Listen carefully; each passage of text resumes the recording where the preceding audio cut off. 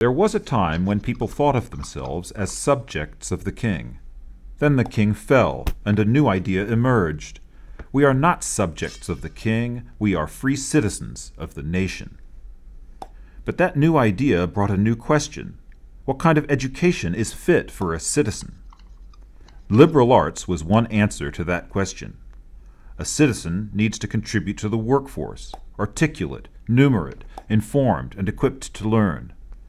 A citizen also needs an education in history, law, and political economy.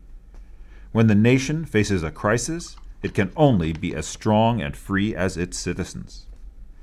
But it's not only as citizens that we face crisis.